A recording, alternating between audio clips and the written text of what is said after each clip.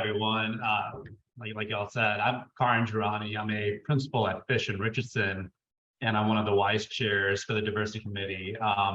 Lisa Wen is our committee chair at Allen Overy, and AJ Sutton at Salesforce is our other vice chair. I know you're not here to hear a lot about the diversity committee, but I'll just plug a few things about the work that our crew is doing, and then we're very excited about it this year. Mostly our main goals this year are to really increase the visibility of our committee and diverse practitioners in our committee and promote diversity in our membership and our leadership. A few events or initiatives that I'm really excited about that I hope you'll see and participate in as the year goes on is building out, is looking out for emails about our social media campaign, highlighting our diverse practitioners and all the wonderful things they're doing, collaborating with great organizations like Virtual Titan Gateway on this and many other types of great programming throughout the year. And the big project that we're really excited about this year is producing somewhat like the top 50 women practitioner report, a top PTAB diverse practitioner report this year with the goals of highlighting where we can improve diversity in our ranks. So really excited, very excited about this program, and I'll turn it over to you all to kick it away. Hey everyone, welcome to the Tales of the Women Professionals Who Boss Up. My name is Sheena Yap-Chan. I'm honored to be here today to moderate this panel. Just super honored to be here with such amazing, phenomenal women and talking about diversity. And so I'm going to introduce you to our panel. So the first lady is Ching-Lee. Hi, Ching-Lee. How are you today? Hey, nice to see everyone. Awesome. Oh, we're going to have actually a short slideshow. You're good to keep going, Sheena. Oh, okay, cool. So, so Ching-Lee is our first lady from the panelists. The next lady is Simone Walker. Simone, how are you today? I'm well. I am blessed and honored to be here. Thank you. Yes, we're so honored to have you here today. And then we also have Lissi Mojica. Lissi, how are you today? Great, and I'm honored as well to be here amongst such amazing women. Yes, so honored to be, just side by side with these phenomenal women. I think we may have one more. She's just on her way, but let's kick it off, right? I'm going to start with Ching-Lee. So Ching-Lee, you have at least 8 awards and 4 shortlists. How did you get yourself to this level of success? And what do you consider your best kept secret for success? Well, you don't start off with easy questions, right? How about an icebreaker? No.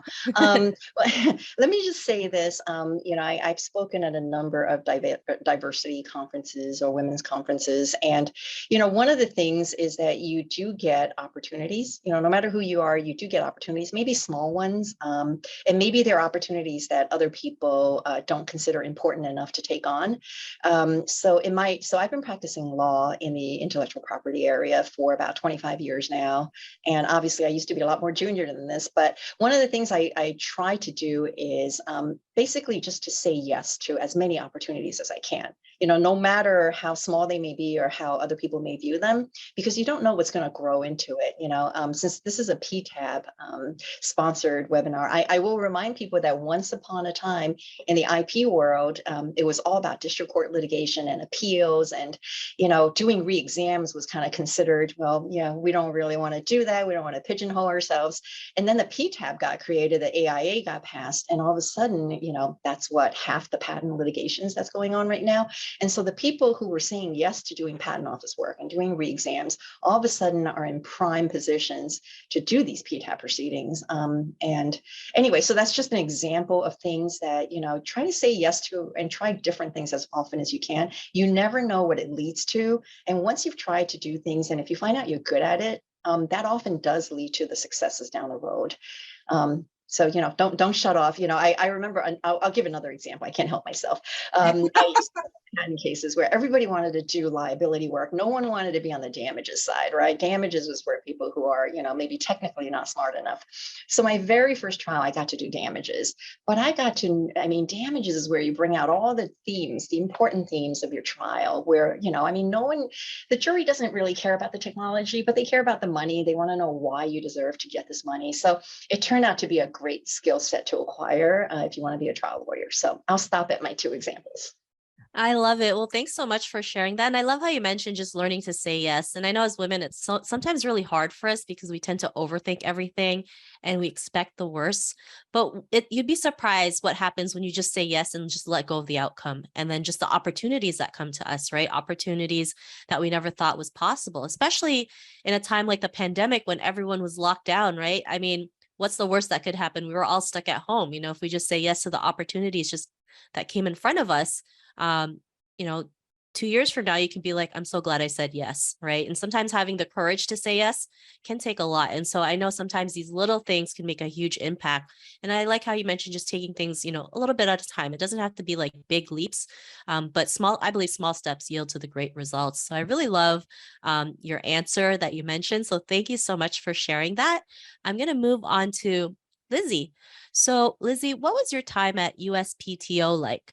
What was behind you starting the CRU? How was your transition to private practice and starting your own firm like? Wow. That's a lot of questions at once. Okay. So my time at the patent office was extremely interesting. I'm very lucky and blessed to have had the opportunity to go there and be an examiner. And it's interesting because it was not easy to finally become the director. And Ching-Lee said it. If somebody asked me to look into the re-exams and I said, sure, there's nothing I didn't say yes to have given the opportunity, because you never know what's going to happen with that. And I was asked to just look at the matter, and I said, we need to consolidate these. And then I got the blessing, and then I was able to create a whole new unit for the patent office. And then they actually were going to put somebody else as director. And I said, well, that means you don't get to, I won't finish this. If you don't put me as director, then I'm not going to finish this unit, and I won't hire everybody because it doesn't make any sense for me not to be the director. And I learned that you have to just take control, and then people let you. Usually if look like you're in charge and you then become in charge, then people don't even question it. But if you start questioning who you are and whether I should be here, then you won't be there. So that's the biggest thing, especially in any place that you go to. When I switched over to law firm, it's the same. People are like, well, you don't know anything about a law firm. And I'm like, well, I spent my many years at the patent office. I understand people, and I know I am very good at what I do. And so I was able to move up in the law firms, come in as officer, and it was an amazing opportunity as well. But what I found throughout the years is that while you're in these law firms, it was a great experience. I think that my ultimate goal was to be my own person. When I was at the CRU, I was overseeing over 100 people, and I was considered one of the best managers because I took people into consideration and gave everybody an opportunity to grow. That's the most important thing. And now on my own, I feel like that is, I'm the controller of my own destiny. And to get here from where I grew up, which, was from a dirt floor in Puerto Rico, I think is an amazing story to tell. And I want Hispanics out there and all people of color to understand that you can get wherever you want, as long as you just say that you can. I love that. And I love your story too. I know we spoke about a little bit before hopping onto this panel, and just, women of color, are rarely represented in big industries, especially in the law industry, right? And it's up to us to go out there and create that representation. And I love that you mentioned, being able to control your own destiny. And sometimes we feel like we need permission from other people, when the only person we really need permission from is ourselves to go out there and say, hey, I want to open my own firm. Hey, I want to go for partner. Hey, I want to tackle this case.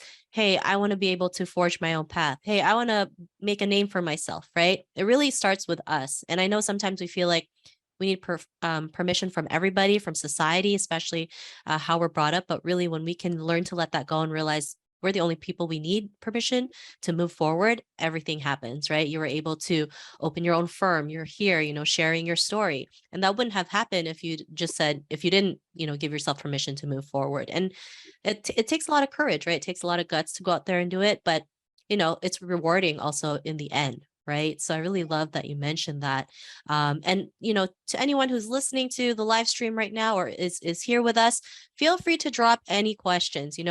These ladies are here because they want to help you move forward in your career. So I always say, if you don't ask, the answer is no. So don't be shy. I always encourage everyone to ask questions. Our team will pass it along to us as well, and we'll definitely answer them. So, feel free to leave it in the chat. Feel free, if you're in the Zoom, just raise your hand up and or type it in the chat. We would love to answer any questions that you have. So this is, we want to be interactive as well. So yeah, let's move on to the next lady, Simone. Simone, how are you today? I am doing well, thank you. Awesome. And so my question for you is, being a first generation college student, where did you find your passion for education in order to get a degree? Why did you choose a degree in psychology? Wow. Growing up in the Caribbean, in Jamaica, education was stressed in my family. And so, I came to the United States as an immigrant, as a first generation college student without help. And so I had to navigate college and learn to navigate life without having had that blueprint, because I left straight from high school and came here to Virginia. And just always knowing that education is the one thing that can never be taken away from you, right? Absent discrimination, it is the great equalizer. And so my grandparents who raised me always drilled into me that you can lose a job, you can lose a career, you can lose a friend, you can lose a family member, you can lose all your money, your house, your material possessions, but your education, you will never lose. So I've kept my eye on that prize. And as I progressed through law school and then to work in the federal government for the past 20 years, I've had the opportunity to do a number of things. And, my creator blessed me with a special needs child who has a learning disability of dyslexia. And so I then developed the passion of how to educate our students in a way that levels a playing field for them. So it bolstered my philosophy that education is important, but then I had to then transition my view into how do we ensure that all our students, every student who is neurodiverse is educated in a way that gives them the opportunity to compete so that they too can go to law school or pursue whatever career they want to do. And so I became a community activist, ran for school board, and took on the task of literacy in our community and education from preschool through college. And that's just how my education worlds collided. Awesome. And I know sometimes, things happen to us, right? Unfortunate incidents. And sometimes we have to look at it as a life lesson or a blessing, right? Absolutely. If the situations that didn't happen to you didn't happen, then you wouldn't have become an activist and, create the equal opportunities for everybody. Because when it comes to, diversity, equity, and inclusion, education is important. Educating each other, whether it's different cultures, different traditions, different faces, different skin colors. That's how we're able to, level the playing field, like you mentioned, correct? Absolutely. And those challenges in my personal life and having to navigate that has greatly enriched my professional life. And now I'm able to appreciate neurodiversity in the workplace, have patience with it, and to accept people who don't think the way I do, or who may need more time to process, etc. So it has made me a better professional as well. Awesome. Well, thanks for sharing that great answer. And we have Jisoo who's here. Jisoo, how are you today? Hi, how are you? Sorry I'm for joining guys late.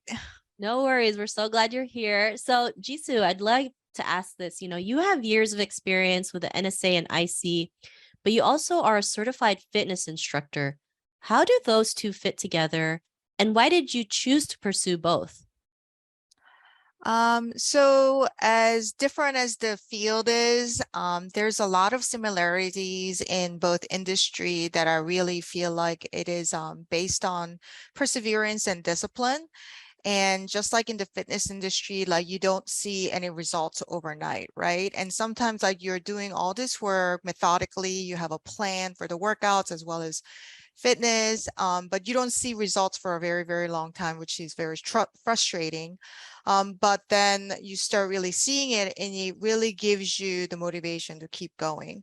But the reason I really got into it is because when I was working in NSA as a civilian, I worked with a lot of military members because it was a joint services environment as well as ex-military. So naturally, really like a safe topic to discuss on our kind of like shooting the breeze times would be like a fitness, right? So in the beginning, I really was, I was a young mom, when I started my career in the intelligence community. So I was just basically like young mom who wanted to really get fit and get my energy back. I was like really surviving on very little hours of sleep. So I was like, I had really fortunately lost almost all of my weight just through like a breastfeeding, but I was still struggling with the energy and balancing the proverbial work-life balance. So I would sometimes ask advice from like my coworkers who were ex-military or the military. So they would like throw this kind of like, hey, why don't you try this workout? Or why don't you join us for this workout? We're going out for a run and things like that. And so I would join for like a couple a week with them when they were doing their mandatory boot camps or their own discipline ones. So I really started getting really into it and started finding my own biorhythm. But really started seeing the similarities between the both industry. It's like really hard work sometimes is unrecognized, right? Like, so especially when you're on your own fitness journey, it's like your own journey, nobody else's. So only you know yourself, just like how you are progressing. And in the intelligence community, so many things are things that we can't talk about outside of the community, right? Especially our jobs and things like that, because they're all classified by nature. So we have a lot of like this dissociated frustration between not being able to share our true work self with kind of like outside of community work self. So there needed to be kind of like an outlet. And for me, like a fitness became kind of like an outlet to channel it out. So I could be kind of like healthy both inside and out. So then in 2016, 2017, 18, I really started looking into becoming more professionalized. And then once the pandemic hit, I thought it was a perfect opportunity to really go all full dive into it. I was able to teach virtual fitness classes and offer services for Air Force bases throughout the Kona side. So I taught like virtual classes ranging from boot camp all the way to like Pilates, like a mat Pilates, like a lots of like at-home workouts that we all remember doing during the pandemic. So I was able to teach that via Zoom and Facebook Live and things like that. Awesome. I think that's great. And it's great that you are able to do two things, right? Some of us feel like we can only choose one, but really if we decide to, we can do both, right? Yeah. And they're both industries, there's a set of discipline that we have to, follow through to get the results, right? And fitness is great. I mean, I love working out because for me it clears my head. I'm able to mind up everything. I'm able to like jog outside and just kind of let go of everything that is going on in my life. And sometimes we just need an outlet, especially as women, busy moms, working their business, working a full-time job, running the household, taking care of other family members. You need to set aside some time for yourself, take care of yourself, have some me time, right? Because it's so important to rest and recharge and bring in that new energy into become our best selves, right? And so I love that you integrate both two things that you love and then showing others that, it's possible, having a fitness routine, doing it together. I think that's the most important part too. When you're in a fitness journey, sometimes doing it by yourself can get lonely, right? So Yeah. being able to do virtual classes, having group settings, that makes it a lot more fun and a lot better because then they're not doing it alone. And when we do things in a collaboration, it just becomes better. We go so much further, right? It's the reason why we're doing this panel, because you're hearing not just from me, but from 4 other women who've been through similar situations, who can give you advice on what they went through in their career. So I'm really grateful that you ladies are here today. Let's check in with the audience. Let's see how they're doing. Do you have any questions for our phenomenal women? Don't be shy. Feel free to put them in the chat. We love to hear from you. We always love to hear from the audience to see how they're doing.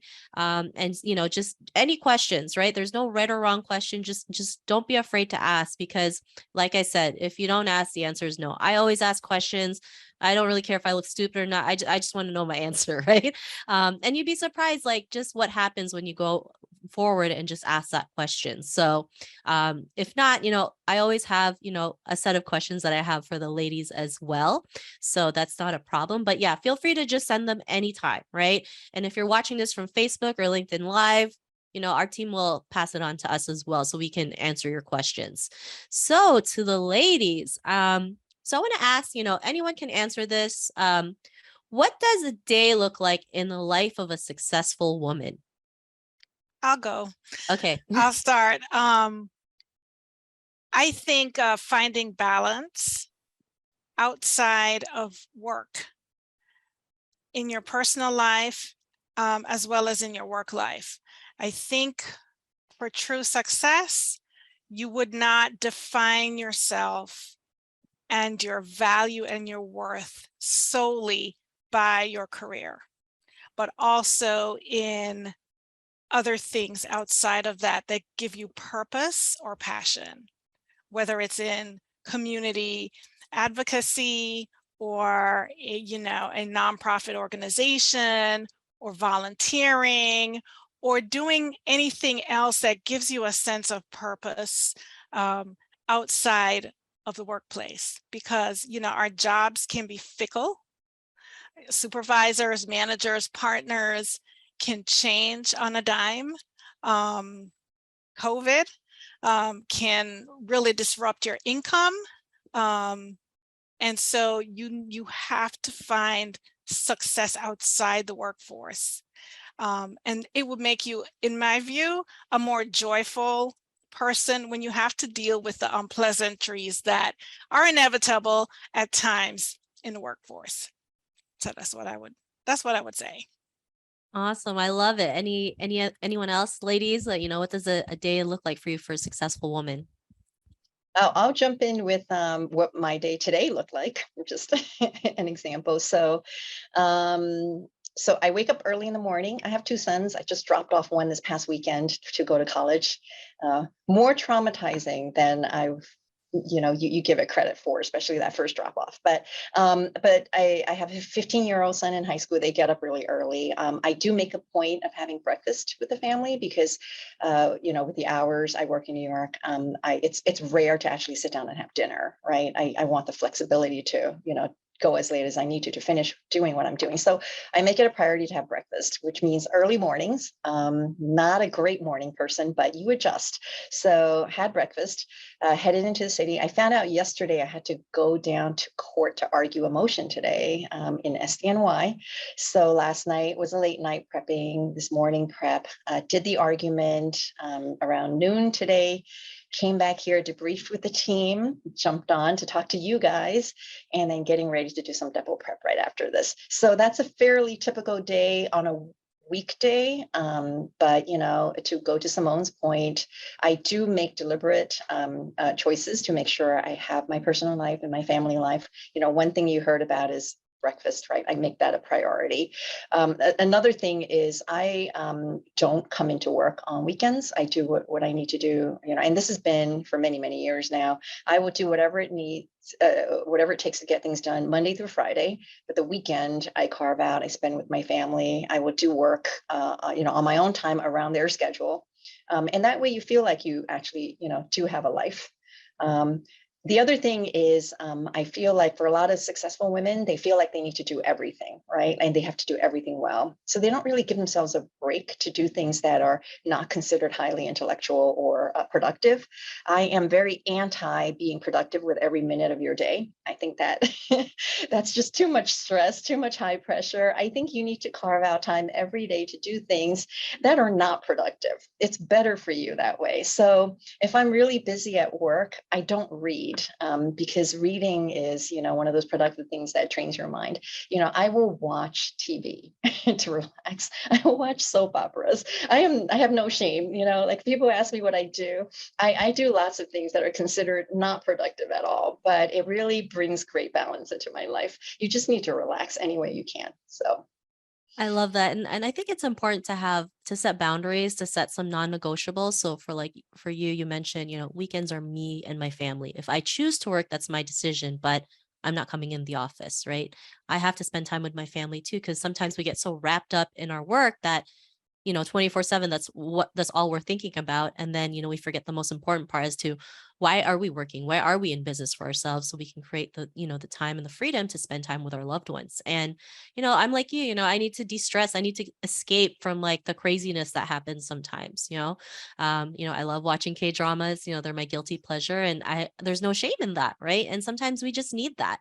We just need to escape a little bit, have some me time, recharge, rejuvenate, because especially in the pandemic too, for women, like burnout was a huge thing, being at home 24/7, taking care of the kids, homeschooling kids, and running the household, and taking care of your parents, right? Or your loved ones, all of that can really take a toll on us. And especially now, a lot of people too who work from home, it's like a lot of people think, you're available 24/7 because you're in the comfort of your own home. Well, no, you're not. You're still going to work the same hours that you did in the office. And then if you don't set that boundary, you end up having, a lot of mental health challenges, not feeling great enough, feeling exhausted. And so I love that you mentioned, success to you is like setting boundaries, setting non-negotiables, having a balance, whatever balance may look like for you, because everyone's view of balance is different. And so we have a question from Karan. He mentioned, how do you balance saying yes, the million things you might already have on your plate, and life outside work? Let's start with Lissi. So balance and saying yes, I must confess, in my earlier career, I just feel like you have to put your time in. In order to get here to the place where we are today, having the work-life balance early on in your career is very difficult because you have to say yes. And that's the bottom line. We don't, I too am a first generation college student. I didn't know, I don't have those connections in the workplace that people have, and you need to be able to establish those connections with people and make them want to have you on their team. And if they don't know you, you don't look like them, they're not gonna want you on their team. They don't have any idea who you are. And people like to put people like themselves on their team. So you say yes, you do a little less time on something else that you may or may not enjoy, but that's at the beginning.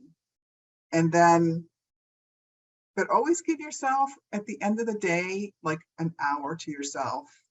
Spend time with your kids. And then I always was up, as I'm sure we all were, you know, I'd put my kids to bed, we'd have dinner. Dinner was a big time for us, even though it was like one of those, the work schedule thing, but the breakfast, we always had breakfast, and we always have, I tried to have dinner as much as possible together.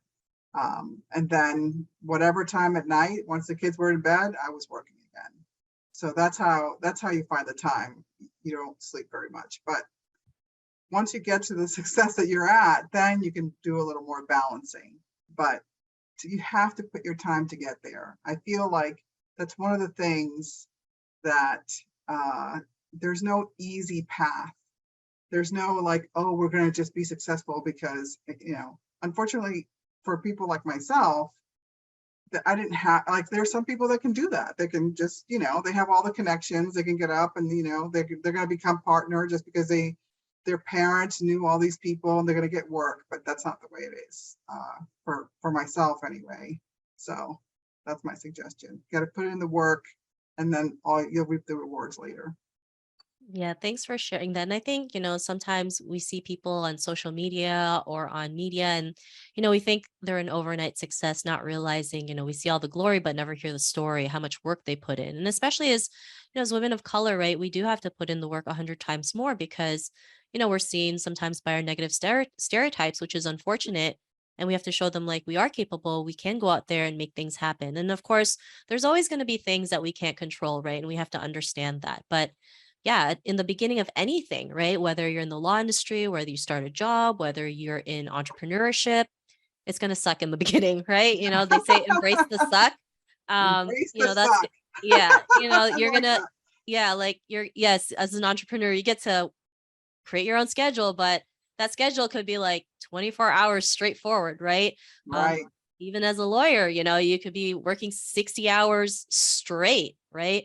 In the beginning, because, you're showing them like, I am capable of doing this. I can make this work. And, will it pay off? It will. And then there's times where, it might not, that's just real life, right? We also have to be, we also have to see both sides of it. But we keep moving forward, right? Especially if you want to create the change that you want, you just keep moving forward. Everything happens for a reason. You have to look back and see why things happen for a reason. Like I mentioned, it could be a blessing or a lesson, right? And we just kind of have to figure that out as we keep moving forward in our journeys. So, I love that you mentioned that. I love that you mentioned like, yeah, I didn't grow up with connections, so I had to do things differently, right? And yeah, sometimes we have to do things differently because we weren't born with, parents who could just introduce us to so and so, right? And then get that big case and then make partner the next year, right? I don't know if anyone's watched Partner Track. I thought it was a, Oh, I love that show. okay, I was like, I love that show. It's very relatable. And just seeing also the injustices, that women of color go through, especially to make partner. And even when you make partner, it's not a walk in the park either, like there's still a lot of things that happen. But I'm going a little bit off topic. I just wanted to really mention that TV show just because it was really great. It was very relatable as, a woman of color trying to make partner in a male dominated industry. Right. I got Simone's hands up. Simone.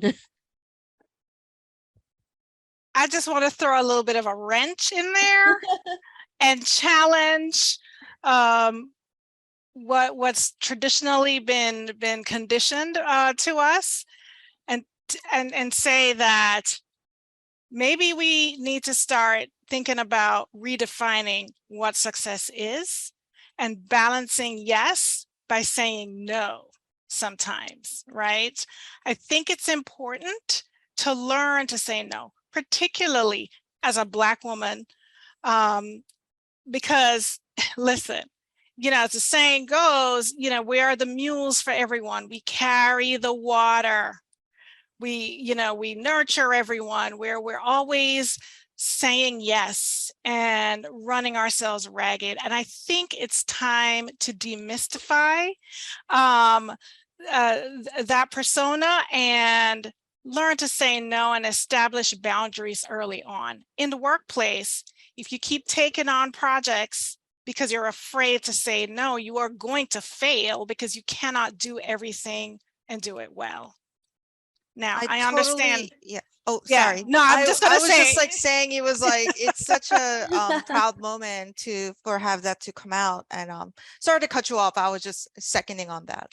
No, I'll just say with the caveat that I have not worked in big law, in the law firm sector, and I understand that that's a whole other level of you know, spreading yourself and doing everything to prove yourself. But I think I challenge us to not bite off more than we can chew, so that what we do well. And it doesn't have to be no, it can be not yet, or when I complete X, or what have you. But Can I respond to that? Yes. Here's the thing, is that if we're being honest, we don't have if we say no, we're not going to get another opportunity. It's not going to come. The maybe 10, 20 years from now, but I tell you, if I wouldn't have said yes, and I was spreading myself thin, and yes, I was, sometimes I always did a great job though, because you have to. If you don't do a great job, then it's not worth saying yes, right? But it took a lot of work and a lot of my hours, but there's no way I can tell you that I would have anyway been successful if I would have said no, or I'll think about it, or I'll do it later, because they would not have come back. That they don't come back. We don't have those opportunities as people of, I don't know whether it's a Hispanic or, it was very difficult to get through all the preconceptions that I had while I was at the patent office. And I was given that opportunity by someone that I had said yes to a lot. Anything he wanted, I would say, okay, you need me to do this, I'll get it done. And I got it done right. And then he put me in charge of go ahead and creating an entire unit at the patent office, which was an amazing opportunity because I had said yes, and he knew I would do it well. And it was, to me, I think, I remember when I got the directorship and I was announced, and somebody literally said to me that the reason I got it was because I was Hispanic. And I said, oh no, I got this despite the fact that I was Hispanic. And I got it because I said yes. And I know, and I understand we have to set boundaries, and I set them now. And I'm a lot better at saying no now than I was back then. But I feel like back then, the opportunities were very few and far between. And if you say no, then the answer is no, and you won't be able to move up. So that's my 2 cents, because I agree with the setting of the boundaries, but it comes later. Yeah, I think I totally agree with what both Simone and Lissi said. I think you have to, we're all smart, right? You're not just indiscriminately saying yes to everything, right? When I was originally talking about saying yes, I was talking about like really just career opportunities, like avenues that did not seem immediate. It's not the one that everyone was going after, but it became available to you, right? And I was just encouraging people to give it a shot, see what you can make of it. Now, if you pour in a year or two and it's just going nowhere, it's time to say no. Right? You obviously use your intelligence, use your skills, figure out what are the good opportunities, just give everything a chance. And if it's not working out, you need to kind of just cut it and move on to the next thing. There are a lot of opportunities out there. Like I gave 2 examples about the PTAB work and the damages work, but there are a ton of others. But as you become more and more senior in your career, I think you get more choices. And at that point, you then have to choose what's a yes and what's a no. right? But in the beginning, you're not, you're probably not given those opportunities to be that choosy. So, obviously, this has to be a case-by-case basis afterwards. And if anyone has something more specific, they want to follow up with, I'm happy to talk through it. Now that I'm 25 years into my career, and like I think somebody raised a question about mentors. I do, have a particular, especially for other Asian American women who are following the same tracks, I do give them very, very forthright and direct and specific advice about, you need to try this, but don't do that. You need to push back on this, but you need to not push back on other things. Here's where you can apply yourself more. Here's where you need to say, no, I deserve to do better than this. But it has to be very tailored. So I'm hesitant to just kind of throw out there general mentoring advice, but happy to do it one-on-one. If Thank I you. add something to that as well, I think it's very important to obviously accept the offers in beginning of your career, as well as like kind of a mid-career when you're on the leap of something bigger and better, and the opportunities that are being presented to you. But from my experience just recently is also as a new employee and somebody who's kind of like a change the career track, by professional choice or personal choices and whatnot, it is also important going in to have a confidence to have kind of like your set of priorities and the boundaries. And that is something I had to like really hard learn myself throughout my years of career and my personal balances. Because culturally speaking, I was always told, you need to go for it. You need to say yes. You need to spread your thin. You need to always go for it. Because we have, as women of color, we have that high arching, kind of like the pressure to achieve better than yourself. Like you're doing it for not just for yourself, but basically for your family, as well as all these other things. And that was so ingrained to me. It was really hard for me to ever say no, like in a way, because I felt like this is an opportunity that's almost like given now, kind of like what Lissi is saying. It's like, if I don't say now, then they're going to turn around and give it to someone else. And then I'm going to kick myself, at night. Right. So I used to really go for that mentality. And now that I'm like more like a 15, like 16 years into my career and things like that, I'm like really starting to realize it is okay to set boundaries. And this is like something I saw on LinkedIn as well. It's like, I think I was more afraid of the perception of saying no, perception of setting boundaries, because I was worried that if I say no, I'm going to look difficult, that I'm not pleasant to work with. And that to me was the biggest hurdle for me to get over, that it is okay to set boundaries without feeling like you're not, living up to somebody else's expectation. Yeah, no, and I love everyone's response, right? And of course, we all come from different walks of life, different situations, and it's not always easy, right? To, just be truthful. Sometimes, we just got to be upfront about these things, right? It's not a walk in the park. Sometimes we may have to say yes in the beginning, but in the end, we're doing something that's going to change the course to show other women like we can get this done. And the more we keep doing it, the easier it might get 10, 20 years from now, right? But it has to start with someone. And so I think, I'd love to like have, people who are here, just share how some of their thoughts, or if they have any questions. Like I said, don't be shy. This is a really safe space, and our team will unmute everybody. So you should be able to unmute and just, if you have a comment, if you have a question, that would be great. And then, we have a trivia later on. You can win some cool prizes, but I'd love to hear from the audience.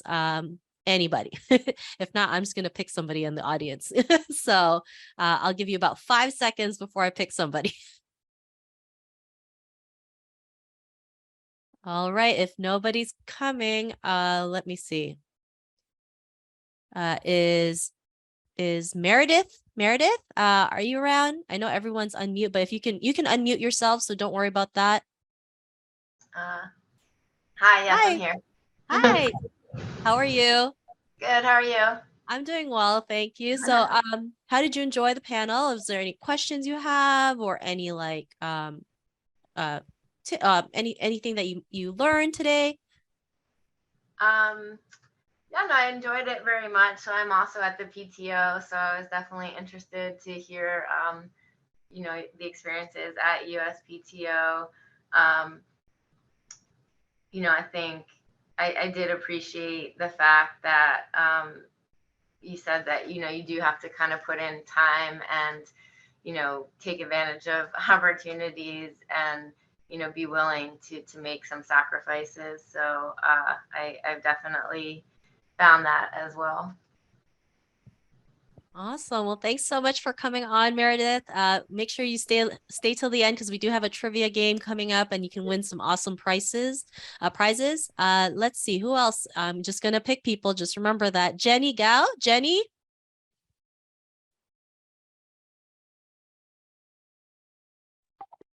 Hi, Jenny. How are you? Okay, so here I have a quick question. You are a very successful woman. You work for the government sectors or private sectors. How do you give advice for women who work at academia who don't make a lot of money? Because financial is the power and money is the power. When you don't have money and power, how are you going to be very successful? Can I want to help Academic with work. that When you question. work in the I academic feel like to me it's just the greatest sin of the United States not to give the best of pays to anybody in academia. And thank you very much for doing that, because I feel like you should be revered as our educators. And I think that just by being a person that is in academia and not taking the pay that that's to me a definition of success, because you've put money aside and decided to teach what I don't know what you're teaching, but it actually does not matter, because teaching is one of the most important skills that people it's the most important skill actually. And I think that anyone that does that at any level should consider themselves an incredible success, because it's not just about money. It's not just about, it's about helping others achieve whatever goal they might have. And that's what you're doing on a daily basis. Thank you for that input, but sometimes it's hard to balance, when you don't have enough financial resource, and then you will lose, the speaking power at professionally and personally. Okay, thank you. By the way, I teach language. I teach Mandarin Chinese. Thank you. Oh, that's wonderful. Awesome. Well, thanks so much for that question, Jenny. I'm going to pick one more person and then we're going to move forward to our trivia game. So I'm going to pick Kathleen. If you can unmute yourself, if you have any questions or anything you want to mention. Hi, Kathleen. Hi, I was a little late because I was in meetings, but I actually came to see Lissi. I used to work with her at Denton's. So Thank you. A very long time ago, but no, I really appreciate hearing y'all's perspective. I'm pretty far into my career now, over 10 years. So I had this similar experiences where I had to say yes to everything.